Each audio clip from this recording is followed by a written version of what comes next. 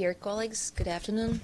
Before we start the press conference of the Minister of Foreign Affairs of Russian Federation, I just want you to take note. We distributed materials on hate, aggressive speech of Kiev regime, fake news, neo-Nazism facts in Ukraine. So please take a serious look on these materials. And now I give the floor to the Minister of Foreign Affairs of Russian Federation, Mr. Lavrov. Hello, colleagues. I'm very happy to see you all, including our old friends and acquaintances here. As per our tradition, we're finalizing the high-level week with a meeting with you and try to be very transparent and open and frank in our responses to the questions that you might have. I won't be making an initial statement, a lengthy one, a substantive welcome remark. I hope that as ladies and gentlemen of the media, you're following what's happening. I have just spoken at the General Assembly Hall, and there are the main outlines for the Russian foreign policy. My main conclusion at this stage of the General Assembly does confirm that the world is going through a deep transformation. As part of that transformation, there is a collision of two mainstream processes. One is an objective, historically driven process of shaping of the multipolar world that is firmly based on the principle of sovereign equality of states, which is enshrined in the UN Charter. And the second group of countries is represented by those who would like to maintain unipolarity to preserve what we're used to calling the golden billion, to preserve a neo-colonial, not a colonial, world order, trying to live at the expense of others. There are plenty of examples, and I'm sure that you, as journalists, take an interest in what's happening.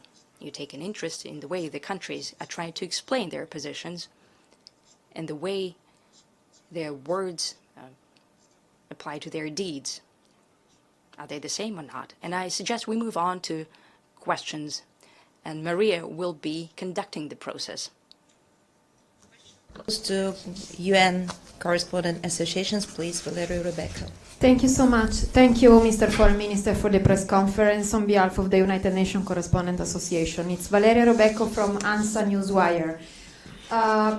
The EU says that we are already in a hybrid war with Russia, and according to NATO, Russia's repeated air violations constitute a military escalation that endangers human life, and Moscow bears full responsibility. What is your response to this accusation? Thank you so much.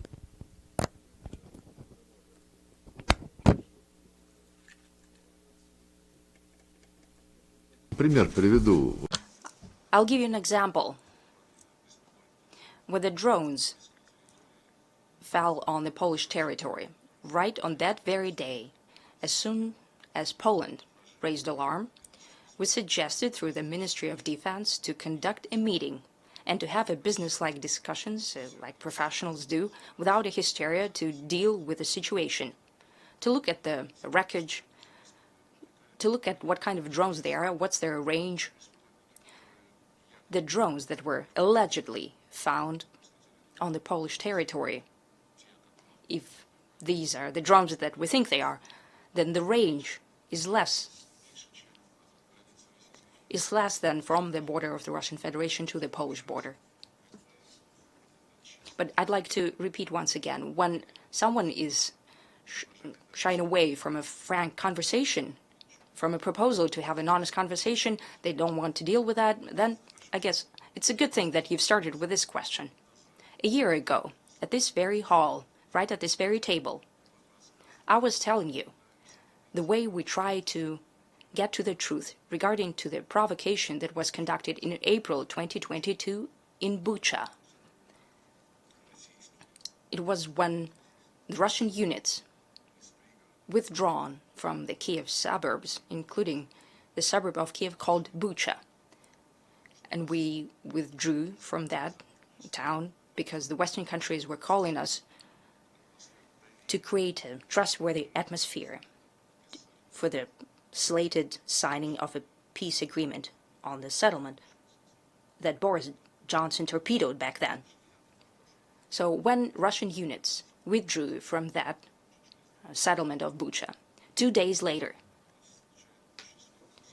it was a happenstance, so to speak. TV reporters from the BBC were broadcasting around the world corpses that were lying in perfect order along the major street of Bucha. So no one saw them for 2 days, and finally they saw them. It doesn't happen like that. So for these 3 years, I've been pledging with the UN Secretary General, and we've actually sent an official request to the UN Human Rights Office. And we've been asking for one thing: the initial investigation that we have called to do. No one wanted to conduct this investigation, so we asked to at least publish the names of those whose bodies were shown on the BBC broadcast.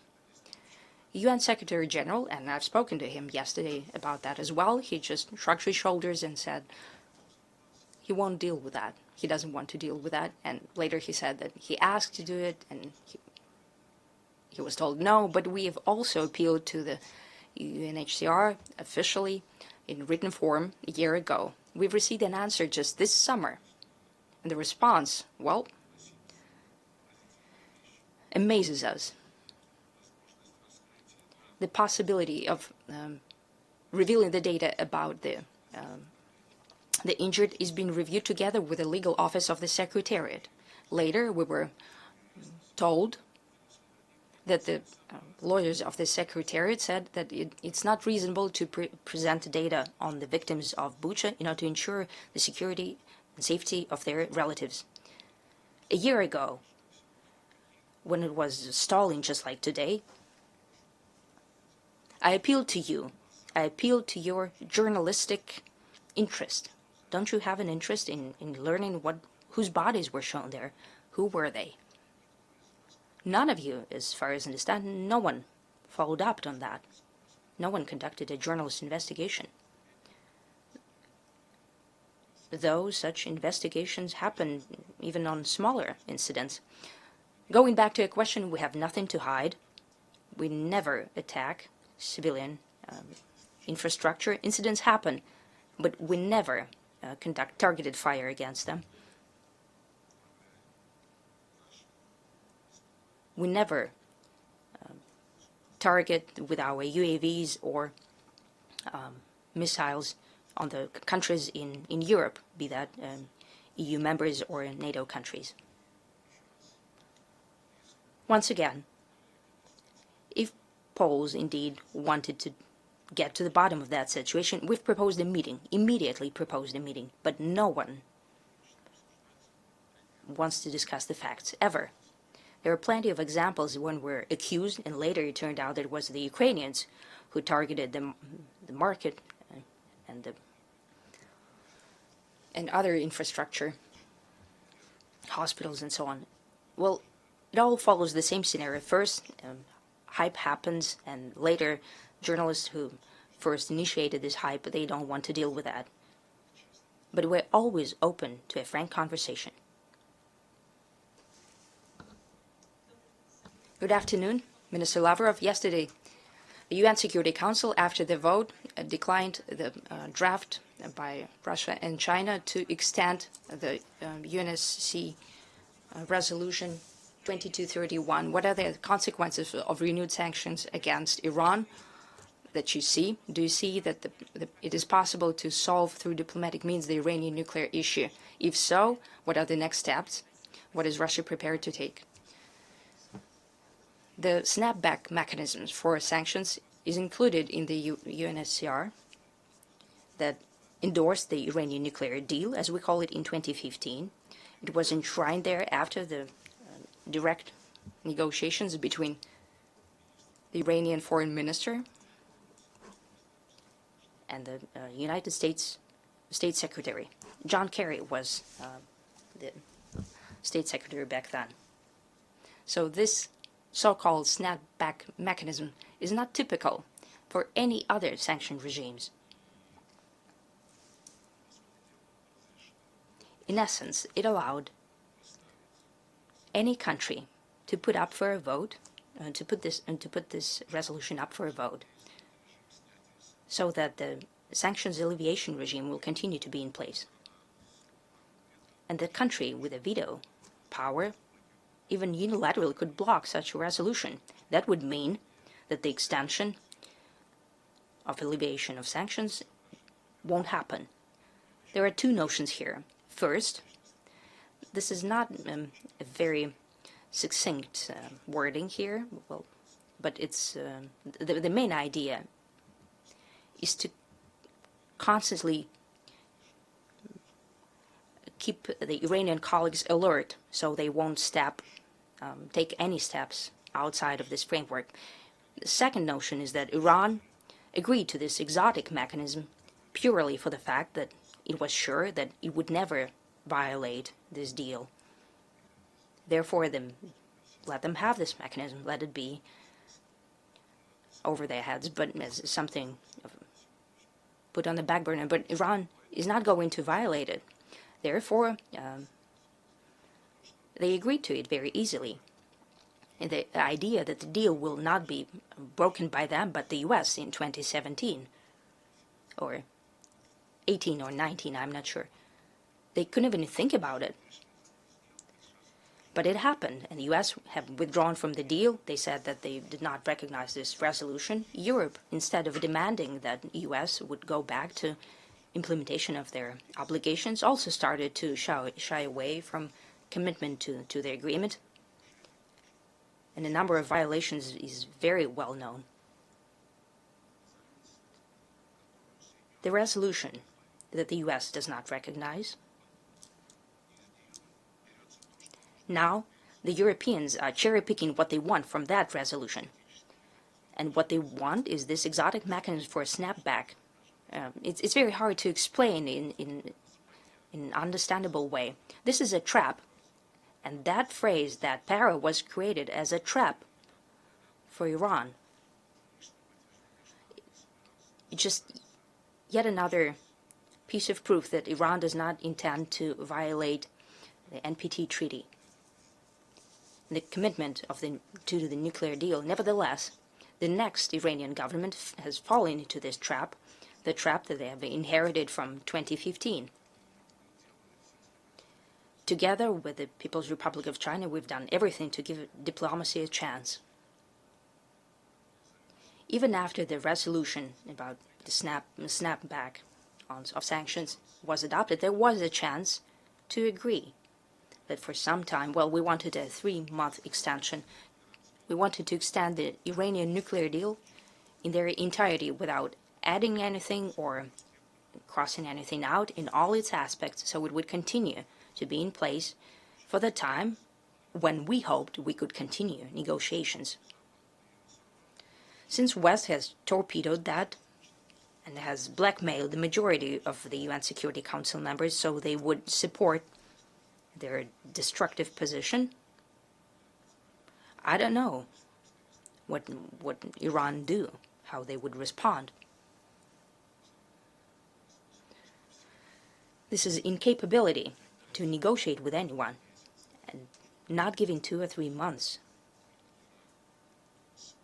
so that Iran would be able to negotiate and find possible conditions of working further with the IAEA, with the US as well. Iran is still prepared to have dialogue, maybe an indirect one, through mediators and with the so-called E3.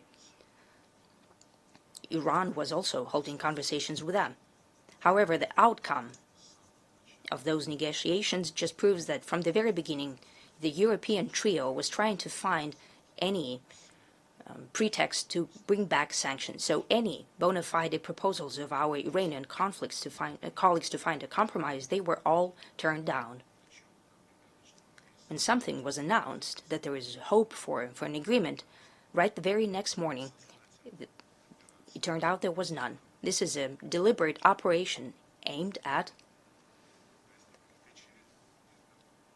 coming to the next level of choking the Islamic Republic of Iran in terms of economy and finance and so on. what you are writing from time to time, and political analysts are also mentioning that the threat of new strikes against Iran is still in place. And as some are reporting, the people who know something about that they're discussing in practical matters, it's very telling. It's all synchronized, the military threat and economic issues as well. It just means that the European countries have no qualms about violating resolutions, be that on Iran or Kosovo or Minsk agreements on Ukraine. There are plenty of examples of that. Hi, Minister. Welcome back to New York. Xu Dezhi with China Central Television. A couple of days ago, after meeting with President Zelensky, U.S. President Trump said that he believed Ukraine can take back all the territories and even went further. And you met with the Mr.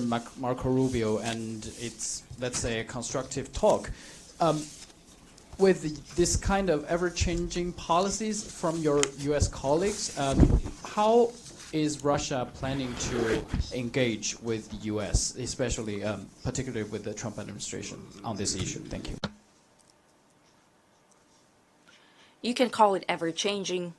You can call it flexible policies. You see, every state, especially every leader, has its own style of dealing in the international arena and domestically as well. Indeed, we appreciate that the United States are aware of one most important thing, that in principle, it is not correct when states are refusing to even talk to each other, the way it was done by the Europeans and Biden during his administration. Especially in the times when so many events on historical scale are taking place, not to talk to each other is simply criminal. Therefore, we appreciate that the Trump administration, from the very beginning, they've proposed to bring back our dialogue. We have rekindled it, and we have enshrined it back in February at the meeting with Marco Rubio, and later during a telephone conversation between President Putin and President Trump, that we acknowledge that Russia and the U.S. and every other country have their own national interests. And the promotion of such national interests is a right of every state.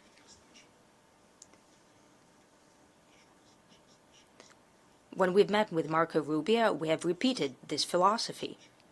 We have recommitted to it. And in cases when our interests coincide, and there are not many cases in relations between Russia and the U.S. However, when such interests do coincide, it would be stupid not to use this in order to implement some mutually beneficial projects, be that in space or economy or any other sphere.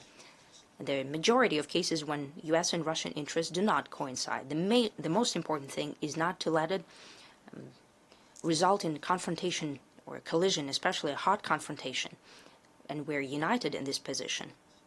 In diplomacy, as you know, primarily in public diplomacy, a lot of things can be spoken out loud, considering the specifics of the moment. And there are plenty of moments, and sometimes the circumstances change, so we don't see that the U.S. is withdrawing from the policy of holding open, frank dialogue with the Russian Federation as well as with China and a number of other countries. That the United States are having differences of opinion and contradictions and different vision of the way they should trade further and conduct economic deals. You see, that's diplomacy per se, when colliding interests have to be reconciled and put in order in such a way that confrontations could be avoided. Some of our European colleagues have turned diplomacy either into kissing up to their friends from Washington, so that friends from Washington would continue to play in Biden's war, or they're turning, substituting diplomacy with sanctions. This is a path without any promise. It won't succeed. However, a frank dialogue on any matters, well, we see that the U.S. is prepared for that, and we're also prepared to conduct it. As for diplomatic comments, they could be very different. Thank you. Minister Lavrov, Betül Europe with CNBC, Turkey. President Trump publicly asked Turkish President Erdogan to stop buying Russian oil and gas at the White House. Do you expect Turkey to stop, or are you confident that Ankara will remain in it? And secondly, if Turkey were to return S-400 missile defense systems it purchased from Russia to rejoin the F-35 program, would Russia accept that? When I asked you a similar question last year, you told me that Turkey was the final user and cannot sell it to a third country. What do you have to say this time? So you know the response to the second question, and to the first and to the second question, I don't want to guess here. However, I do wish to reaffirm something that I've always stated with respect to Turkey and any other of our partners. We respect the position of the Republic of Turkey, and in no way do we doubt the Republic of Turkey's respect for itself and respect for its people. Russia 24. Next month, Russia will be presiding over the Security Council. Please tell us what the work of the mission will be focused on. Every month, on the agenda of the Security Council, automatically now, there are questions which arise, matters, which are the consequence, follow-up to resolutions previously adopted, and resolutions as a general rule presuppose a periodic overview of the implementation thereof. And the Secretariat, ahead of time, circulates a list of those topics which during any given month need to be listened, views need to be listened about, they need to be discussed, and additional instructions may need to be provided vis-a-vis implementation and enforcement of the relevant resolutions. And during the Russian presidency, what will be considered is the implementation of the Dayton Accords on Bosnia and Herzegovina. This is indeed timely because the situation there has reached a critical point.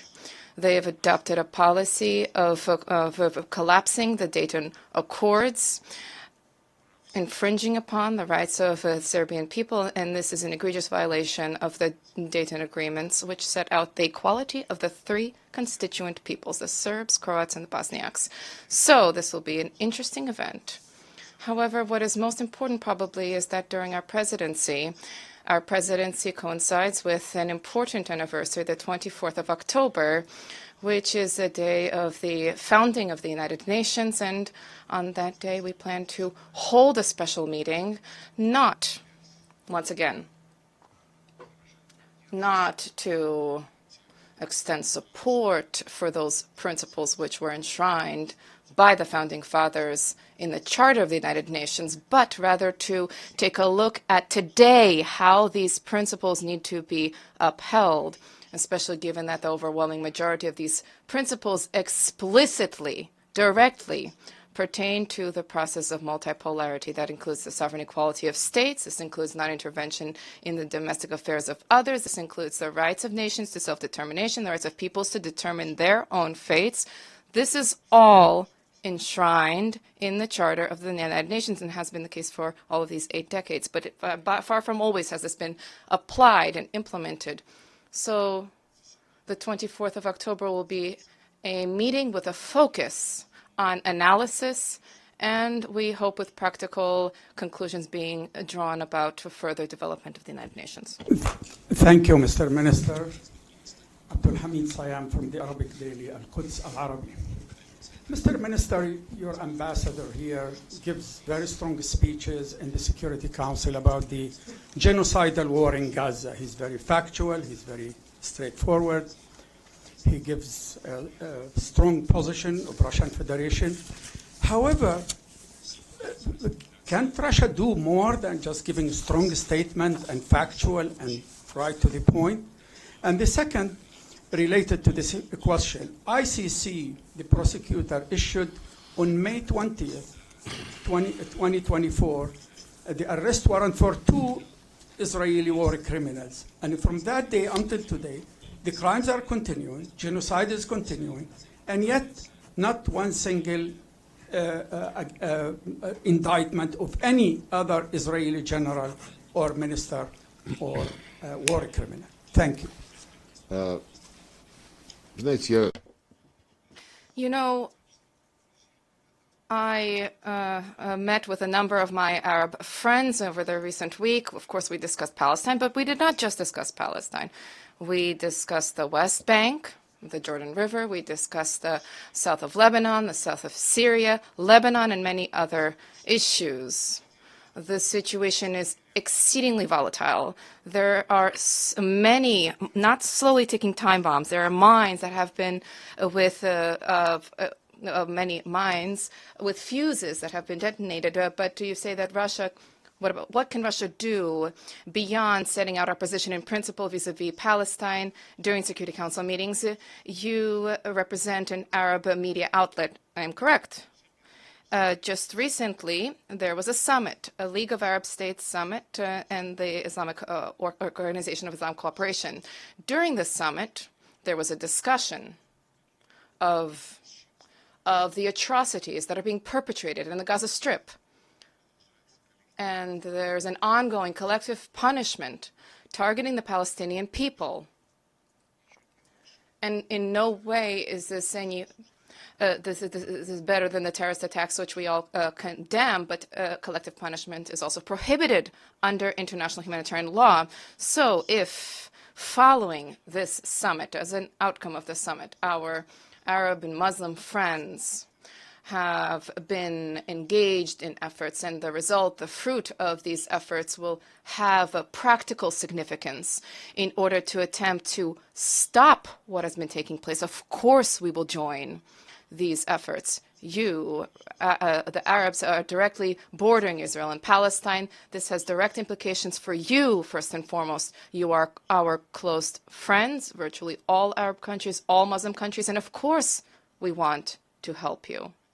But when it comes to taking decisions about their actions, that is something that countries in the region have to do. Of course, I'm aware that Egypt and Saudi Arabia and Qatar, the United Arab Emirates, to one degree or another, are all participating in such trust-based confidential negotiations. The United States is lending a hand in this process. And there are many rumors here about certain agreements taking shape. Yesterday, I think President Trump mentioned that a solution is near. We are not yet aware exactly of what was being talked about. Of course, there's speculation about the 21-point plan. We read all of that. Something there looks like a collective governance or management. There's mention of the former British Prime Minister Tony Blair as a general governor of Gaza. Somewhere, I'm trying to find the right expression. Reservations. We're in America. Based on the rumors that have surfaced in the media sphere, somebody wishes to have this noble formula and to pin certain reservations. There are reservations here, or Bantustan, as was the case in South Africa during the apartheid era. I'm commenting here. I'm not signing on to anything, but I'm just mentioning the rumors that have been circulating. You're talking about Russia. There's a process underway. If the participating parties in the process, Arab countries and Palestinians, if they see some kind of a role, a possible contribution that the Russian Federation can make, of course, we will be told, and we would welcome that. Sergey Viktorovich, здравствуйте. Sergey Viktorovich, good afternoon. I represent TASS, and if possible, I wish to put two questions forward. Given the statements of various parties that were delivered, the statements made by various countries, including here in General Assembly. Can Vladimir Zelensky count on returning to the borders of 2014? What is the situation on the ground in DPR right now, specifically in the so-called strategic triangle? Well, as regards to the 2022 borders, I don't think anybody is really counting on that, because counting on restoration of those borders would be politically blind and would demonstrate an utter lack of understanding about what is taking place. Russia is upholding our legitimate interests, the legitimate interests of the people whom the Nazis in Kiev, after the seizure of power through the coup, people they labeled terrorists, specimens, non-humans, whose children, through the words of Poroshenko, they threatened to put into the basements while the children of Ukrainian elite eat candy, travel in nice cars, and go to nice schools. I would like to state that there's all this talk about restoration of borders of any certain year, and these discussions have been ongoing for a number of years, and these discussions all have a common link.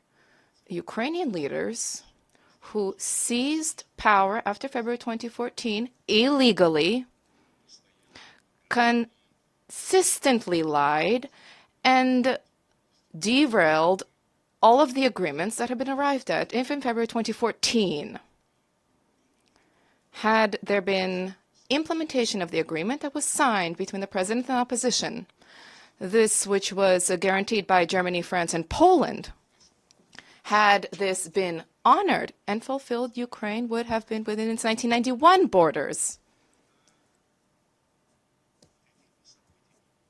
Then there would have been no events, there would have been no uprising in Crimea of those who refused to recognize the illegitimate authorities, because illegitimate authorities would not have come about. The war would not have started when those who did not recognize the illegitimate authorities were bombed by the Kiev regime. They were burned alive in their homes, as was the case in Odessa in the trade building when 50 people were burned alive. The planes were bombing Lugansk. Artillery was targeting all the territories, and this is categorically prohibited. The use of an army in a domestic conflict, of course, constitutes a violation of IHL, and then there were the Minsk agreements. If the Minsk agreements, which guaranteed Germany and France, yet again, this was sanctioned by the Security Council, approved by the Security Council. Had they been implemented by the upper crust of the Kiev regime, then Ukraine would have been within the 1991 borders, minus Crimea, because there was a referendum held in Crimea. Nobody is disputing that. In 2014, I spoke with John Kerry. This is no secret now. He said that there's a need to forget about Crimea. Let's talk about Donbass. This was undermined, derailed, and Ukraine became even a little bit smaller. And had the agreements been implemented that Ukraine itself proposed in April of 2022, which we agreed to, then Ukraine would have also been within the 1991 borders, minus Crimea, and now minus a larger part of Donbass. But Ukraine torpedoed that too, refusing to implement its own initiative. So there's no discussion of the 2022 borders. So we're talking about the borders which are enshrined in the Constitution of the Russian Federation. What was the second? The second question was having to do with the situation in DPR, specifically the strategic triangle, as it is called. How would you describe that? I will not comment on the situation on the battlefield. First of all, we have been here for a number of days already. But second, this is what the Ministry of Defense has been doing on a regular basis. Military correspondents provide reports about development, so I'll leave it to them. Thank you very much, Foreign Minister. Mark Stone from Sky News. I wonder if I could persuade you to answer a question in English, perhaps. President Trump has called Russia a paper tiger. Has said that European countries should shoot down Russian planes if they violate European airspace. Do you see that as a provocation? And what would happen if Russian planes are shot down? Thank you, sir. First of all, we are the United Nations, and the Russian language is an official language of the United Nations, as is the English language. So I'm very grateful to all of you for your respect for our right, our opportunity to use this language. Frankly speaking, I can't necessarily follow all of the statements that have been made, but I do remember a day or so after the statement was uttered, Paper Tiger, the next day, President Trump was asked, does he continue to think Russia is a Paper Tiger? And the response there was negative.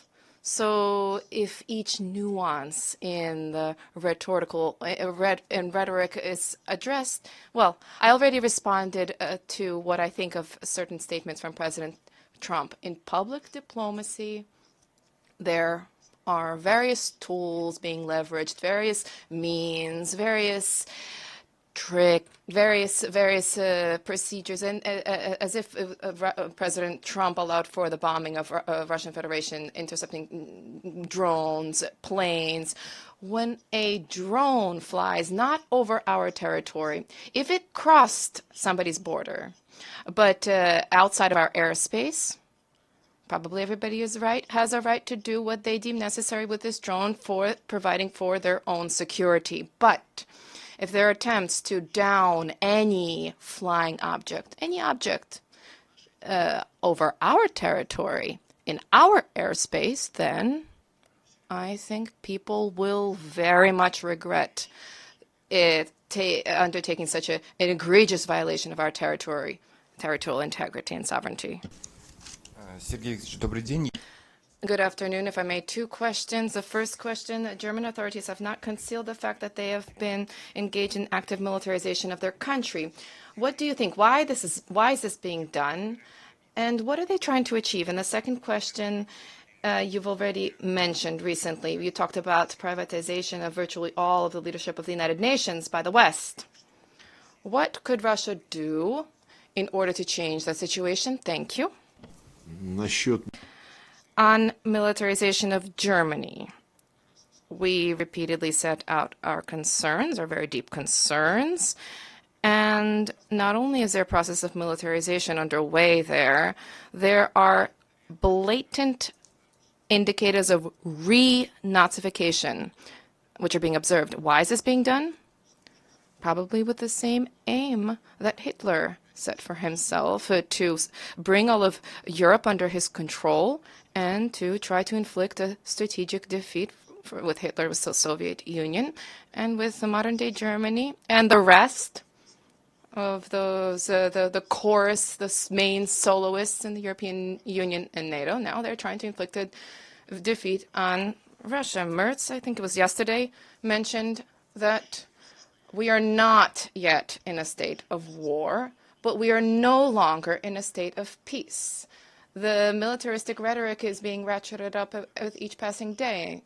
And this statement was reiterated on a number of occasions now, that he pushed through amendments into the Constitution. Now it is possible to spend more funds on weaponry and development of military infrastructure, military capabilities. And he proudly stated, the Chancellor, that his goal is to once again to make Germany the main military engine of Europe. And when a person in a country which perpetrated the crimes of Nazism, fascism, the Holocaust, genocide, when such a person says that Germany again needs to become a great military power, of course he has an atrophied historical memory, and that is exceedingly dangerous. What was the second question again?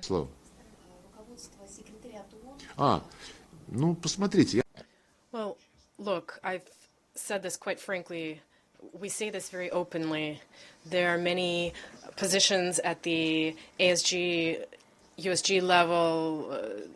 They seem to be distributed among various continents and countries, but there are a few key positions that directly influence and impact the functioning of the UN Secretariat and that dictate the decisions that the Secretariat makes when it comes to accepting member states. When the Secretariat recommends something, member states generally tend to support that. Our Secretary General is the citizen of a NATO member state.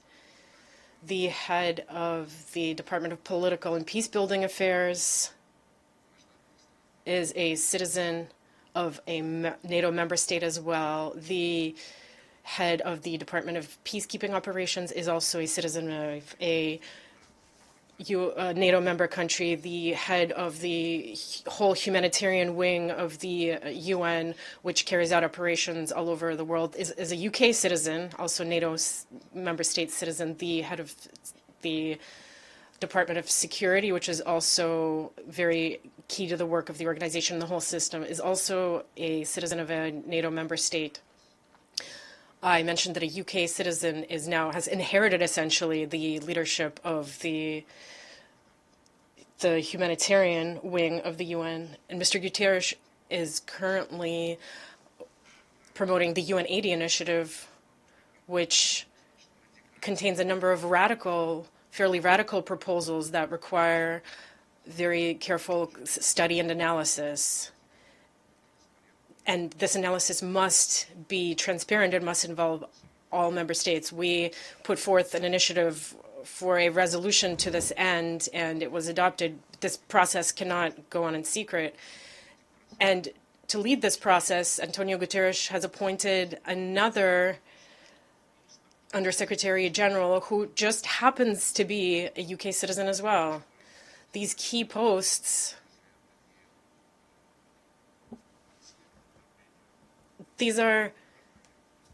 they should be the areas of work that should be distributed more evenly between the various member states. I think this is clear. And at the last session of the General Assembly, I spoke about the need for reform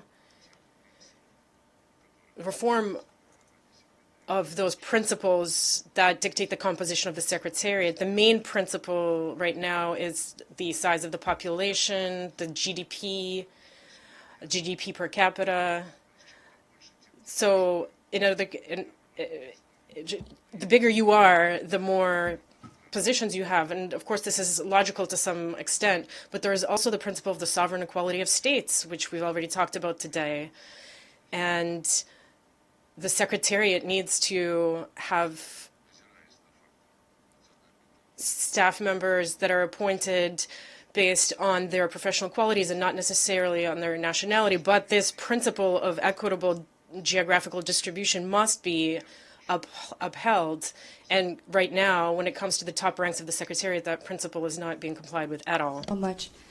Thank you. Thank you, Minister Lavrov. My name is Susan Tehrani. I'm from Wion, India. And my question is, India has continued purchasing Russian oil, even as the United States has pressed countries to reduce such imports. First of all, how do you view this relationship with India in this context? And what does it mean for India-Russia relations more broadly? Thank you. Well, I can't. These situations that might arise between India and the United States or India and any other country, I can't consider them a criteria for relations between India and the Russian Federation. We have strategic partnership, as we call it, for a long time, strategic partnership relations. At a certain point, our Indian friends proposed supplementing that term, and we now call it a privileged strategic partnership. And a little bit later, our Indian friends proposed another clarification, and now we call it a particularly privileged strategic partnership. We have full respect for the national interests of India, full respect for the foreign policy that Narendra Modi is carrying out to promote these national interests. We hold regular contacts at the highest level. Just recently, Prime Minister Modi and President Putin met in Tianjin at the SCO summit in China. And in December, a visit is being planned to a visit from Mr. Putin is being planned to New Delhi. We have a very extensive bilateral agenda: trade, military, technical cooperation, finance, humanitarian matters, healthcare, high tech, artificial intelligence, and of course, close coordination at the international level within the SCO, BRICS, and bilaterally. This year, my colleague, I spoke to him yesterday, Subramanian Jaishankar, well, he will visit Russia, I will visit India. We hold regular exchanges. And I heard, I'm not even asking what is going to happen to our trade relations, our oil. I don't ask our Indian colleagues this. They are perfectly capable of making these decisions for themselves. And publicly, my friend who I referenced earlier, when he was asked a similar question, said, if the U.S. wants to sell their oil to us, we are prepared to discuss the terms for this. But what we buy from other countries, not the United States, but from Russia or other countries, that's our own business. And that has nothing to do with the Indian-U.S. agenda. And I believe that that is a very worthy response that shows that India, like Turkey, has self-respect.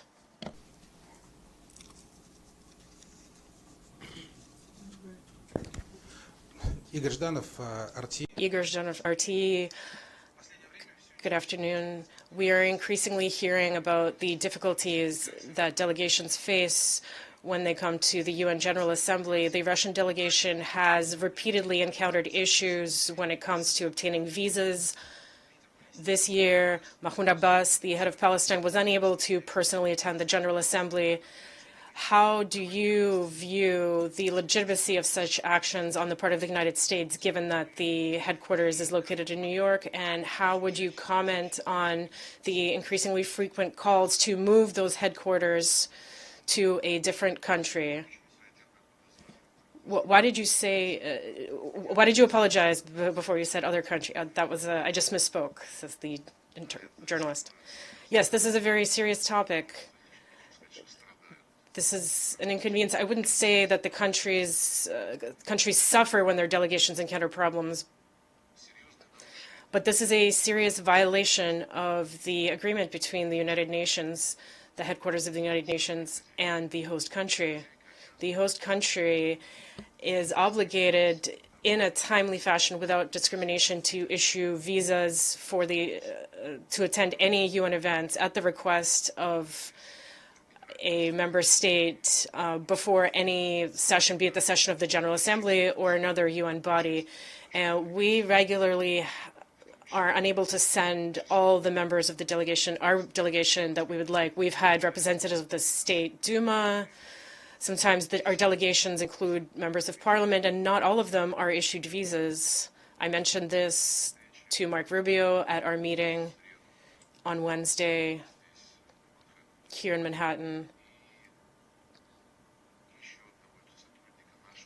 And another staff member of our ministry, the director of a department, was also deemed unworthy of a visa by our U.S. colleagues. This isn't the only violation of the headquarters agreement.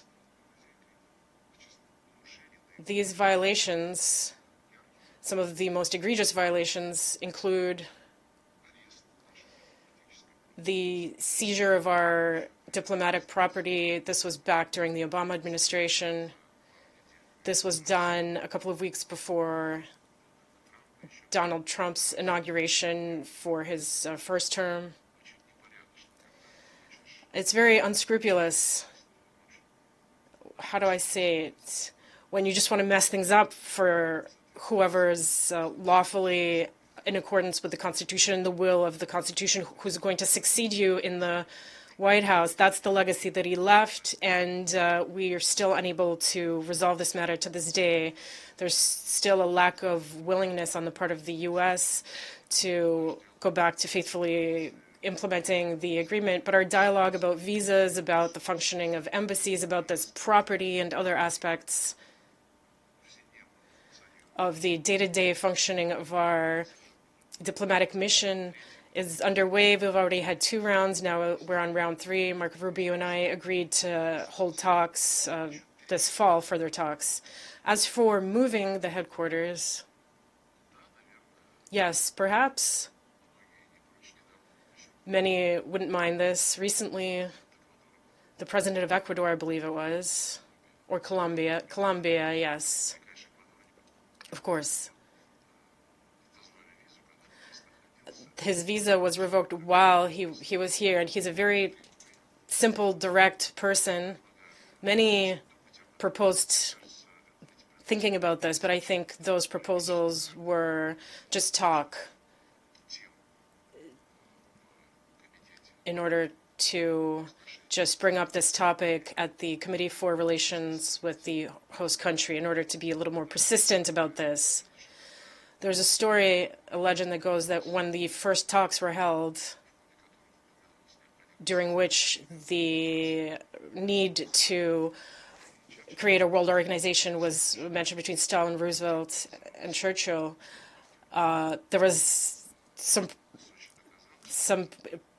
proposal to host, to put the headquarters in Sochi. Sochi has proven that it can be a host for major events, the Olympics, for example. So we would have excellent sports facilities for all Secretariat staff members if it were to move there. Mr. Minister, thank you so much for doing this. Reena Bhardwaj from ANI India. Secondary wave of sanctions is what President Trump has threatened for countries importing oil. I'm wondering if you have any concrete steps for India to save this economic partnership that you have with India, that Russia shares with India.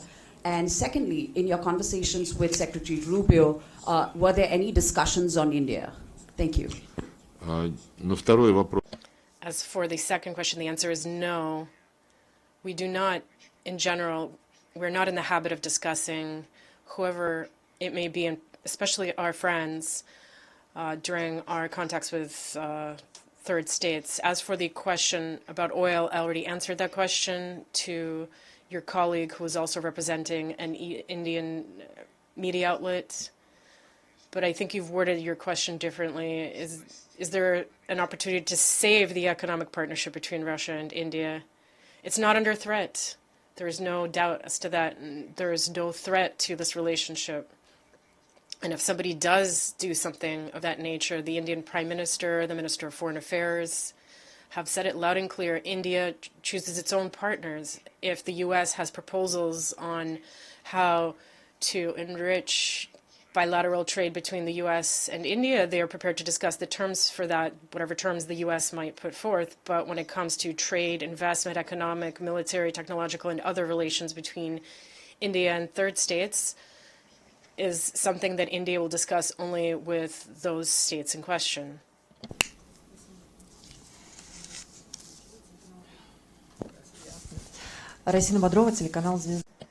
Zvezda TV channel. There are reports that Kiev is preparing another provocation, this time on the territory of the EU, attacking NATO countries, Romania and Poland, under false flag operation, and then accusing Russia of this. What could the consequences be, in your view?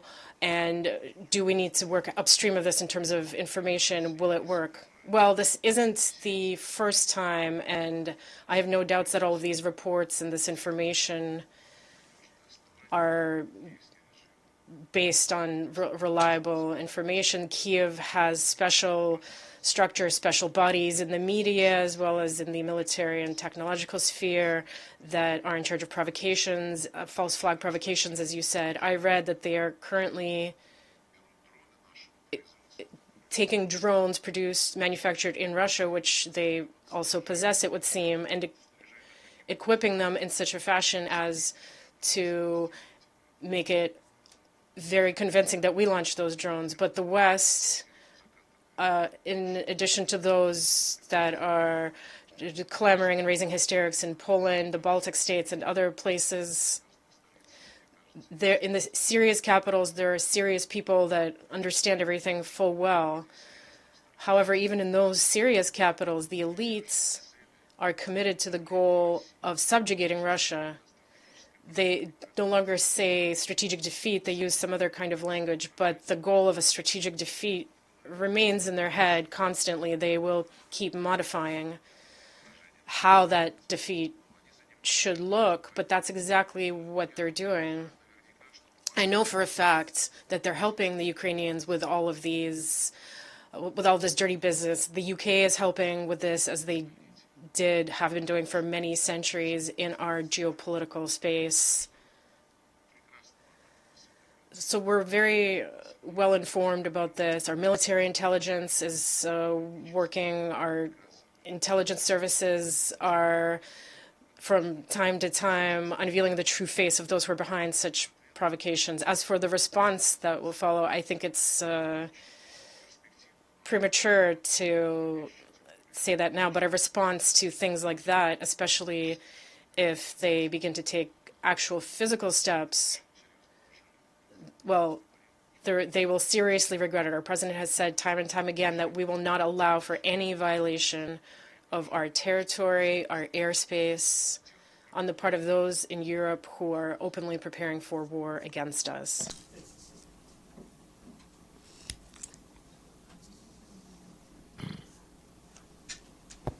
Thank you, Maria. On Iran, sir, the snapback has been activated. The sanctions are coming back tonight. How easy or how difficult for the sanction to be reapplied on Iran? And is it easy, for example, to set up the sanctions committee and choose a president for that committee?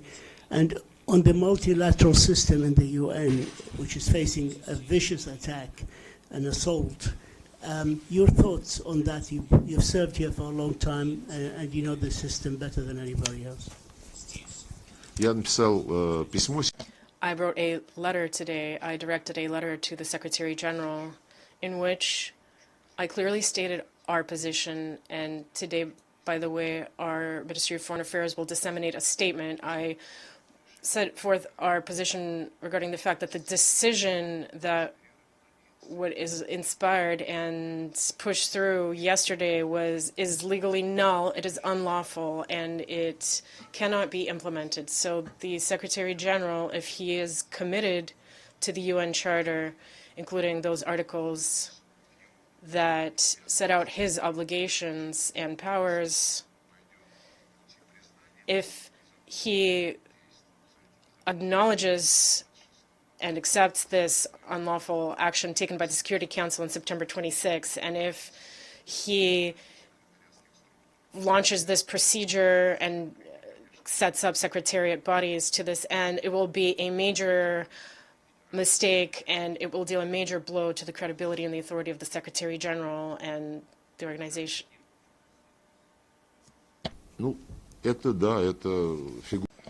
Yes, that's a figure of speech attack on the multilateral system. That's exactly what it is. There's nothing to comment here. The resolution that was adopted by consensus,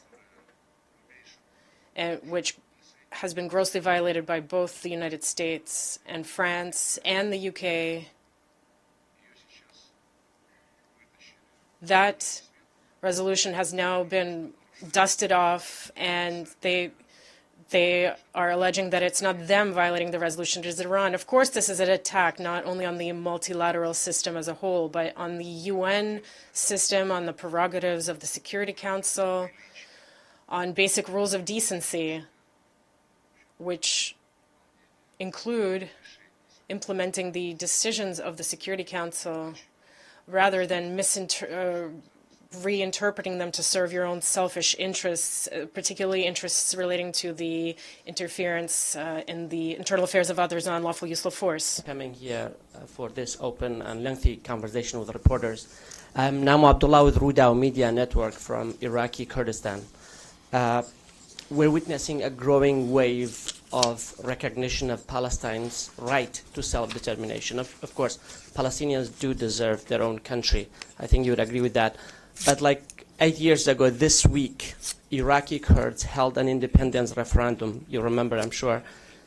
Almost no country recognized that referendum. I think the international community was almost unanimously opposed to it. Why do you think their democratic will was ignored? And isn't there a double standard at play here? And my second question is on the recent Erbil-Baghdad oil deal. What are your thoughts on that? Thank you. Well, these two questions are closely interconnected. The fact that yet again there was a Erbil and Baghdad oil deal that was reached, it means only one thing, that the Kurds and the Arabs in Iraq can deal with each other, can find an agreement, and we're very happy about it. I spoke to the Foreign Minister of Iraq. We constantly keep in touch with the leadership of the Kurd Autonomous District. And we're very deeply satisfied with the fact that the Kurds and the central authorities are fostering a dialogue. We don't want for the Kurdish issue to blow up in everyone's face, because not all Kurdish structures have peaceful plans, and not all of them harbor peace. And considering that the great number of Kurds live in a whole range of countries in the region, there are those who are willing to blow up this Kurdish issue, and I think that Middle East cannot tolerate yet another major explosion. So we're advocating to pacify, for pacification of everyone. There is such a word. However, without building dialogue and finding a national concord among the countries in the region, including in the countries of Kurd presence, be that Iraq, Syria, or Iran, without national accord, countries would fall apart. Some would say that this is the right of nations for self-determination. However, well, you don't have a war ongoing. Therefore, it's possible to find agreement in such conditions. Erbil and Baghdad have proven that, and we're actively supporting this process. Good afternoon, Russia TV channel. On the eve of the high-level week, President Putin made a statement about the New START treaty that Russia is prepared to observe its conditions for the next year with certain salvos. Did you touch upon this topic with Marco Rubio negotiations? Did you see any response from the international community to this initiative on the margins of the General Assembly? Response: this initiative was announced right on the eve of the General Assembly session, and I've confirmed it yet again during my statement at the plenary session. The full statement of President Putin of the 22nd of September is being circulated as a document of Security Council and General Assembly, and I'm sure when all the fuss of the high-level week will die down, when everyone is dealing with their own high-level delegation from capitals, I think that after that we'll be getting evaluations of the initiative. We have already seen a response. Official representative of the White House responded, and she said that this is a very interesting statement, and President Trump will comment on it personally. That's what we are thinking about it. Minister Lavrov, well, according to Wall Street Journal, President Trump told Zelensky that he's prepared to lift the ban on the use of long-range weapons to strike against Russia. Did Marco Rubio warn you about that during the negotiations? What would be the response if it is indeed so? Do you think that this could be? I don't like to do guesswork. You've referenced Wall Street Journal, but New York Times wrote that Zelensky was begging to give him tomahawks, but President Trump did not give him that. Therefore, responding to each and every newspaper line, well, it's a thankless job. We assume that all of our experience of conversations with the American colleagues at the highest level as well proves to us that they want to put an end, to help put an end to this conflict on the basis of consideration and elimination of its root causes. There are no other countries in the Western camp that have the same position. I have no doubt that the US president has a sincere interest in that. Well, the Europeans are trying to have an influence in him, and now it's being said that President Trump understands Zelensky better than President Putin, and there are many people who would like to get the limelight internationally, but I will not, comment on a newspaper sentences like that. Choice this beautiful rose color. Please. Yes.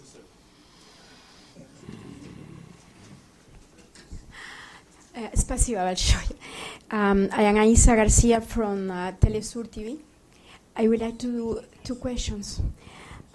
You said that Ukraine is not seeking, Minister, to negotiate with Russia. In that context, what path do you see to bring the conflict to the end? And the second one is, Minister, how does Russia interpret the U.S. military threats in the Caribbean against Venezuela, and what risk do you see that pose to regional peace and security? Thank you. Спасибо. As for the second question, now it's much more relevant.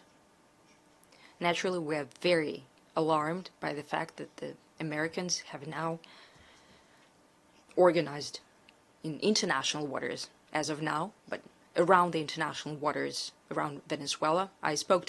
Yesterday, I spoke to the foreign minister with Ivan Hill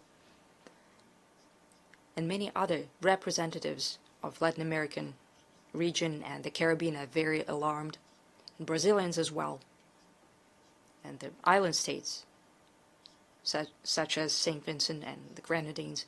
I met with the foreign minister of Nicaragua today as well. The situation indeed is very serious. There are significant naval forces situated there, including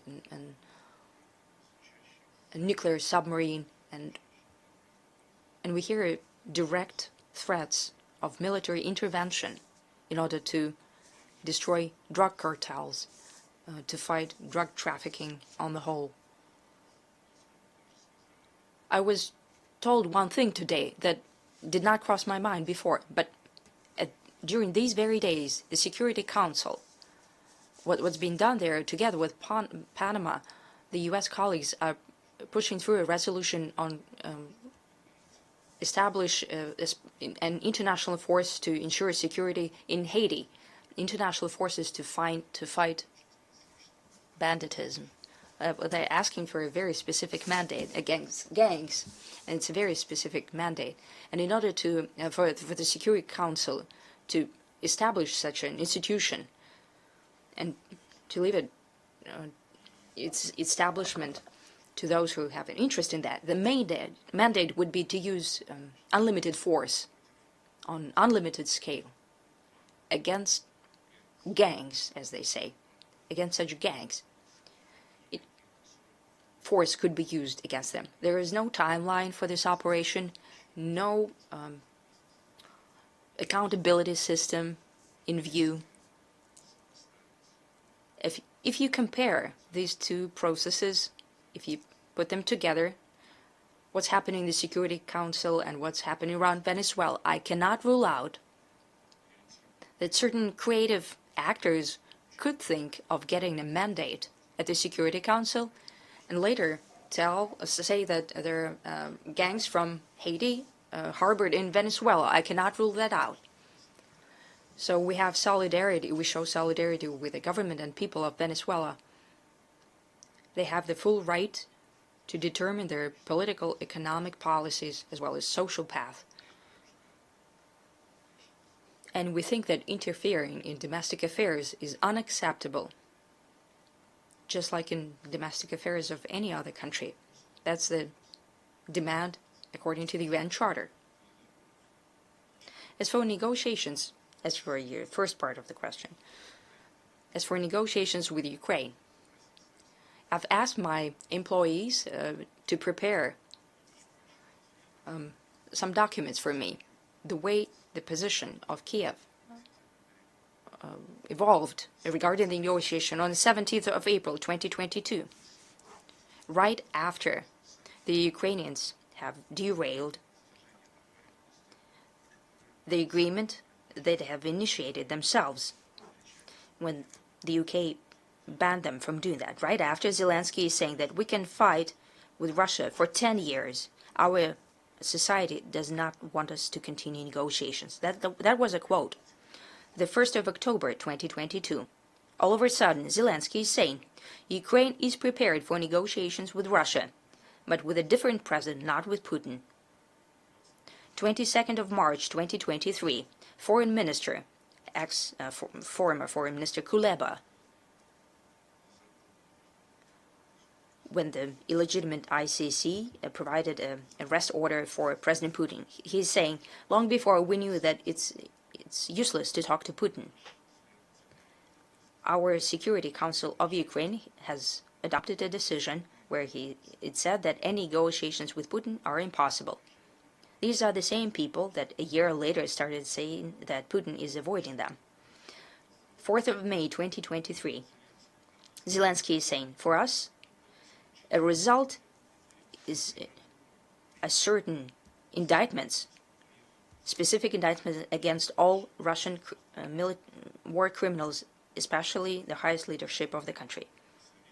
And his advisor, in May 2023, called Podolaka, or was, I don't know where he is now, is saying, Ukraine hates you, will always persecute you everywhere.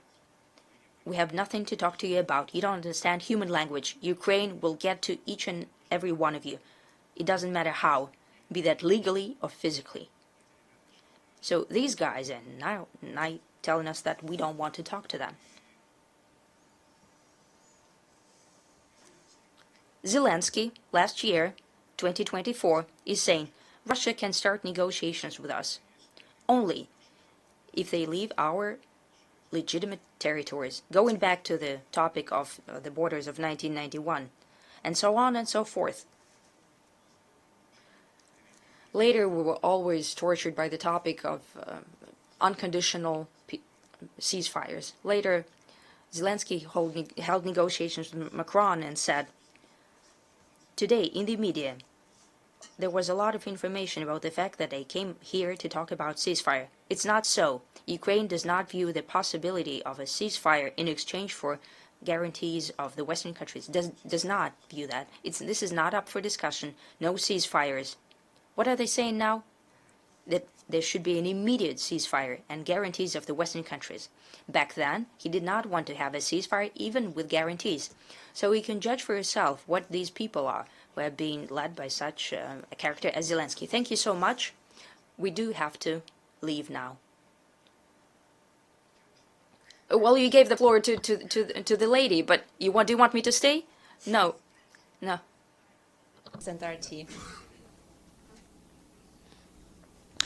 Спасибо большое за возможность. Thank you for the opportunity to ask this question. Thank you so much. Here on the margins of the UN, you held a meeting with Sahel Confederation and Russia. How effective and relevant is this format? And the second question, France has discontinued its cooperation with Mali in their fight against terrorism against the backdrop of diplomatic crisis, and the French media have materials sympathetic to terrorists and separatists. What do you think? What's the cause for this policy of France? Is this a sovereign decision of Bamako or a response to the French policy? You've answered your question yourself. Ukrainian specialists are also present there. They have provided drones to certain armed groups, and they're training them. This information has been confirmed.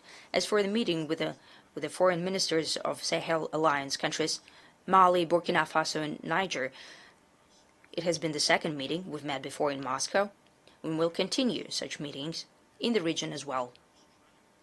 We were discussing those plans that we have as the outcome of the high-level meetings and of our recent visits headed by Deputy Head of Government with representatives from Ministry of Economy and Energy and other economic bloc ministries. There are great plans for joint projects in terms of natural resources, energy, and nuclear energy as well. There are humanitarian cooperation plans. And yes, indeed, military and military technical cooperation as well. These countries need help. We also spoke about the need to build bridges between them and ECOWAS. They are neighbors. They have to coexist. And in our context with ECOWAS countries and African Union, we're always highlighting the need to ensure fully fledged participation of this trio in the work of the African Union and the relevant regional integrational associations. Thank you so much.